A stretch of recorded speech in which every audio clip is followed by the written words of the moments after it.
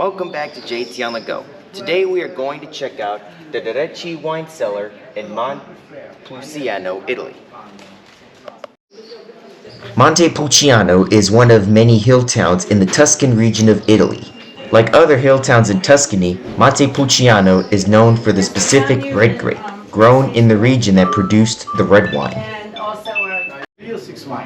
Wine production is a large employer out here, and we are touring this unique winery and cellar. We are going to tour the Dericci wine cellar. They offer tours in both Italian and English. We will explore how they produce their own wine, and then we will do wine tasting. I don't drink alcohol, but this is a real cool place. Montepulciano is an Italian wine-producing capital. Some other notable wineries from Montepulciano are Contucci Cantini, Avigonesi, and Poliziano. This wine cellar is underground, so we have to descend a long but not so painful staircase. The temperature remains at a consistent average of 55 degrees. The town of Montepulciano was built in the 3rd century BC. The Dericci wine cellar is located beneath Palazzo Ricci in Montepulciano, Italy. The cellar was commissioned by Cardinal Giovanni Ricci, a descendant of Rico de' Ricci, who lived in the area in 1150. We've walked all the way down to where the barrels sit, some 40 feet underground. The cellars are known as the cathedral because of their large cross vaults that kind of make them the same size and shape as a European cathedral. The winemaking process starts out at the farms. The crop that is the backbone of the wine is grapes. Tuscany has a Mediterranean climate with warm springs, hot summers, mild winters, and rainy autumns. The climate's variations in temperature, altitude, and exposure help balance the sugar acidity and aromatics in the grapes. The first step is harvesting. Grapes are picked when the fruit is ripe, and the skin, pulp, and pipes are balanced. Next, the grapes are crushed to extract the juice. For white wine, the juice is separated from the pulp and skins. For red wine, the juice, pulp, and skins are left together. After pressing comes fermentation. The juice is placed in tanks where yeast consumes the sugars and turns them into alcohol. This process can take 10 days to a month or more.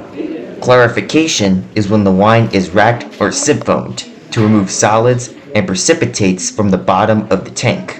Then there is the step of aging. The wine can be aged in a variety of containers for months or years. And this is where we are now. The very places we're standing is where wine is currently aging. Each barrel contains 10,000 liters of wine. Each is made of wood, or Slavonian wood. This can fill 13,000 bottles of wine. The combination of aging and different sizes of barrels get the levels of tannin to be just right. There are minimal lights here because this cellar was built in 1562 and to help maintain temperature control. This part that you can see is where the wine is inserted into bottles from the barrels, which brings me to my next step, bottling. There are a few more barrels down there. The wine is bottled with minimal exposure to oxygen and a small amount of sulfur dioxide in order to preserve it. Keep in mind that this wine cellar produces red wine, Cantini Storici to Vignan, Rosso di Montepulciano, and Cantini Storici Dericci Vino Nobile di Montepulciano, DOGG, are types of wines this cellar makes.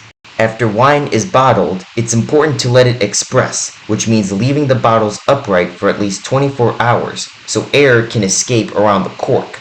It's normal to see and hear bubbles of air escaping. Once the wine is bottled, it's palletized and stacked and then sent to temperature-controlled warehousing. From there, it's shipped to its destination. They ship their wine all over the world. Some people believe that wine can experience bottle shock after it's bottled or shipped. The theory is that motion and heat can stress the wine's chemical compounds and phenolics. However, there is no scientific proof to support this. In 2023, global wine consumption was estimated to be 221 million hectoliters, which is a 2.6% decrease from 2022. Italy is ranked number 3 in the world for wine consuming in 2023, accounting for 9.9% of the world's total consumption. The top 5 countries that consume wine are the United States, France, Italy, Germany, and the UK. This means that wine is a big deal in the United States and Europe. It's now time to taste the wine, even though I'm not actually doing it. During the wine tasting, they also pair different food items with the wine.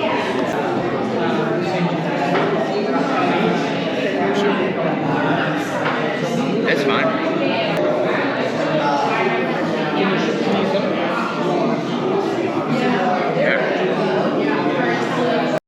I'm gonna try something that I don't like just for you guys.